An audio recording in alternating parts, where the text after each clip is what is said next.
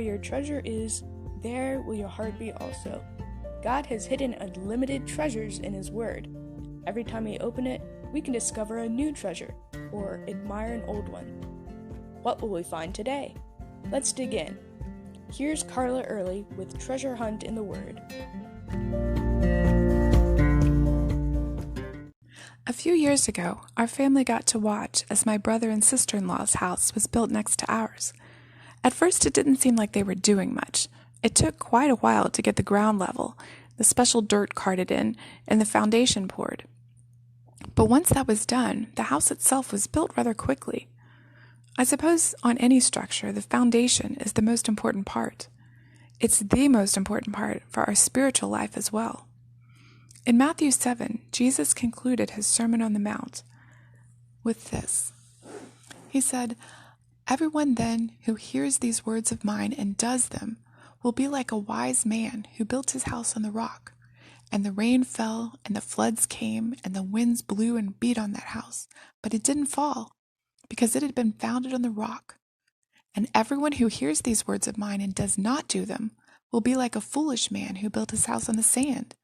And the rain fell, and the floods came, and the winds blew and beat against the house, and it fell, and great was the fall of it." Proverbs 10:25 says it like this, "When the whirlwind passes by, the wicked is no more, but the righteous has an everlasting foundation." If we're wise and built our lives, our faith, and our trust on what Jesus said, on His Word, our lives will be stable. No matter what goes on in the world, in our families, in our health, anything, we can have peace and stability, knowing the God we serve is in control and He loves us. A beautiful verse I found for that, which has given me comfort and assurance during this time of chaos in our world, has been Isaiah 33:6. "He will be the sure foundation of your times, a rich store of salvation and wisdom and knowledge. The fear of the Lord is the key to this treasure."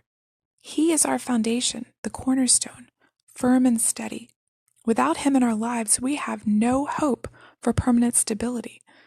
In our lives, we may think we have things figured out. We might be healthy, have a nice house, have a good job that pays enough to build up our savings account, and then a branch goes through the roof, or your car gets totaled in an accident, and the sewer backs up. Everything seems to come in threes, right? And then your savings gets completely wiped out. Or maybe you lose your job. Or, a pandemic might come along and you get laid off, or you get in the hospital for a month. Nothing we can trust in and depend on is ever going to be enough. Why? Because we can't control circumstances. We can't see in the future and be prepared for what's about to hit us. Only God knows what's going to happen. So when something hits us, if we don't already have that firm foundation in Christ, completely dependent on Him, we'll be swept away, panicked, hopeless. As Americans, we like to think that we're independent and we can do things on our own. But the plain truth is, we can't. We need God's salvation, wisdom, and knowledge. And that verse from Isaiah says the key to this stability in Christ is the fear of the Lord. Fearing the Lord involves honoring Him above all, giving Him glory, worshiping Him only. As Proverbs 16:7-8 says, "I keep my eyes always on the Lord. With Him at my right hand, I will not be shaken. Therefore my heart is glad and my tongue rejoices. My body will rest secure." Today, with the Lord in first place in your heart, no matter what comes your way, you will not be shaken. He's got you. I'd love to hear your story about God taking care of you.